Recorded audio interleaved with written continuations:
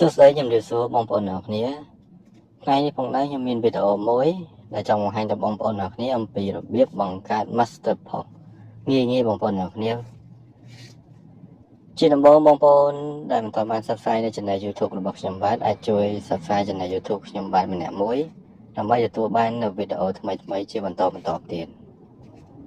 អូខេបងប្អូនអ្នកគ្នាកុំឲ្យខាតពេលយូរយើងទៅតាមដានអ្នកគ្នាជាដំបូងបងប្អូនចូលទៅកាន់ Chrome ចូលទៅកាន់ browser របស់យើងមកបន្តមកទៀតបងប្អូនទៅ search ពាក្យថា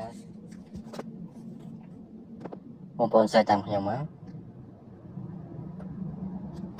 អូខេនេះបងប្អូននៅខាងលើនេះដែលសារតែខ្ញុំsearch ពាក្យនេះអញ្ចឹងវាលោតឲ្យនៅលើអេក្រង់ហ្នឹងតែម្ដងបងប្អូនធ្វើការចុចចូលទៅលើ link ហ្នឹងទៅ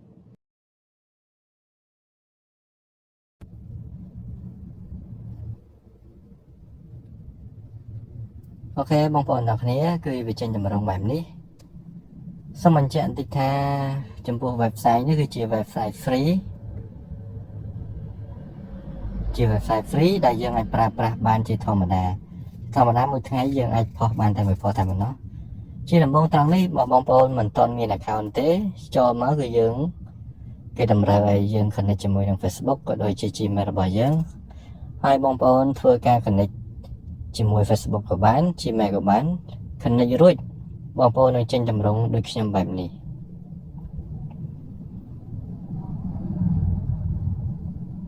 ដោយសារតែវាជា website free គឺយើងអាចផុសបានមួយដងតែមួយផុសតែប៉ុណ្ណោះតែបើបងប្អូនចង់ផុសបានមួយថ្ងៃច្រើនផុសបងប្អូនអាចទៅចូលទៅកាន់ track 3ខាងលើនេះបានចូលទៅកាន់ track 3បន្ទាប់មកយកពណ៌បៃតងខាងលើនេះបងប្អូនអ្នកគ្នា option របស់វាគឺមួយខែ$1.99បងប្អូនណាមានតម្រូវការខ្ពស់ត្រូវការផុសច្រើនបងប្អូនអាចយកសេវាកម្មនេះបានតែចំពោះខ្ញុំគឺយក website free យើងចូលមកខាងក្រោមវិញមកអូខេបងប្អូនអ្នកគ្នាបន្ទាប់ពីនេះខ្ញុំនឹងណែនាំបងប្អូនអ្នកគ្នាអំពីរបៀបផុសវីដេអូយើងចូលទៅកាន់មួយនេះចូលទៅកាន់វាបន្តមកទៀតខាងលើនេះបងប្អូនចុចមកអូខេនេះយើងយកខាងក្រោមហ្នឹងហើយបន្តមកនេះគឺ file យើងចូល upload វីដេអូអញ្ចឹងយើងចូលទៅកាន់ file ហ្នឹងទៅបន្តមកទៀតខ្ញុំឧទាហរណ៍បងប្អូនអ្នកគ្នាខ្ញុំធ្វើការយកវីដេអូមួយនេះបន្តមកខ្ញុំដាន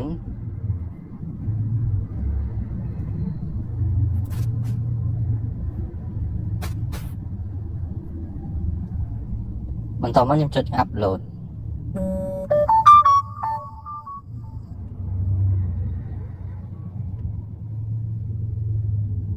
ហើយវា load ចាប់សិនមកបងប្អូន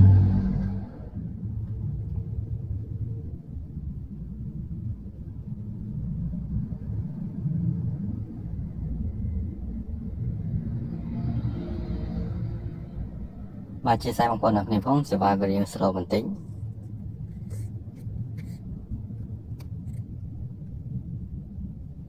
ពីកំពុងតែធ្វើការ upload đấyអូខេបងប្អូនអ្នកគ្នា first វីដេអូរបស់យើងបាន upload ឡើងមកហើយ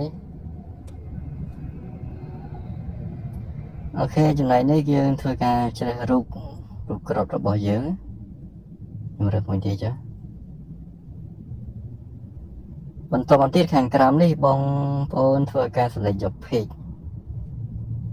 ចូលទៅបងប្អូនដែលត្រូវផុស page ណាគឺបងប្អូន select យក page ចឹងទៅ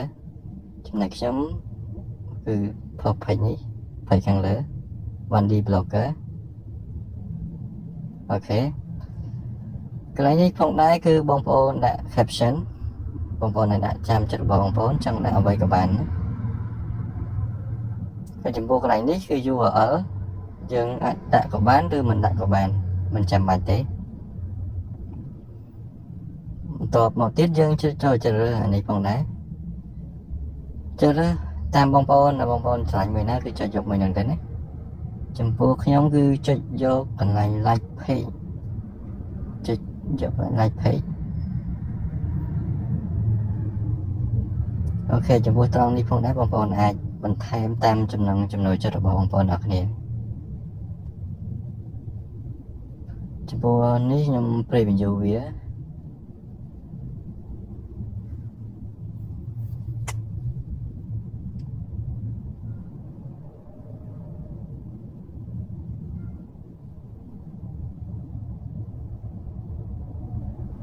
អូខេបងប្អូនអ្នកគ្នាគឺវាចេញចម្រុងបែបនេះបងប្អូនអ្នកគ្នា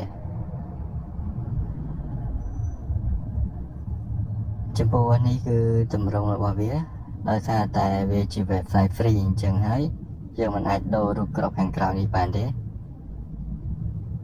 បងប្អូនចង់ដូរបានបងប្អូនអាចទៅយកសេវាកម្ម$1ក្នុង$1.99ក្នុងមួយខែនោះបានយើងអាចដូរបានណាបងប្អូនអ្នកគ្នាអូខេចុចថយមកវិញបងប្អូនធ្វើការ select វីដេអូអីរួចអស់ហើយបងប្អូនចុច public ចុចចូលទៅកាន់ public យើងផុសតែម្ដង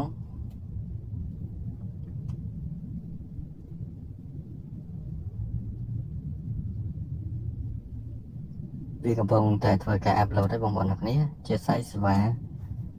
រៀង slow បន្តិចបងប្អូន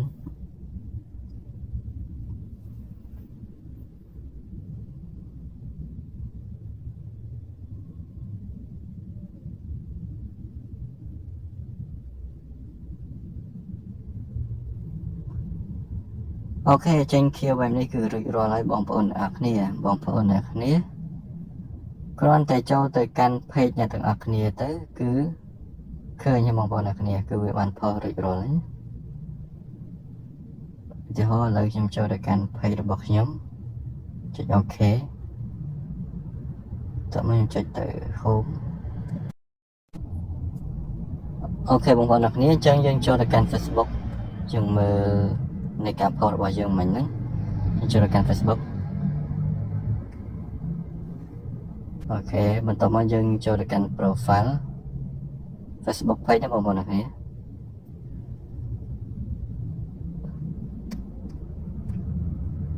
អូខេបងប្អូនអ្នកគ្នាគឺខ្ញុំបានធ្វើការផុសរួចរាល់អូខេបងប្អូនអ្នកគ្នាអរគុណច្រើនជួបគ្នានៅវីដេអូក្រោយបងប្អូនងាយបងប្អូនអ្នកគ្នាមួយរយៈពេលទៀតខ្ញុំនឹងធ្វើការចេញវីដេអូពេញតែម្ដងសម្រាប់ការបង្កើត master post ដែលពេញលេញហើយយើងអាចផុសបានតាមចិត្តរបស់យើងដែលចង់ផុសណាបងប្អូនអ្នកគ្នាសូមអរគុណជួបគ្នានៅវីដេអូក្រោយជាបន្តទៀតអរគុណ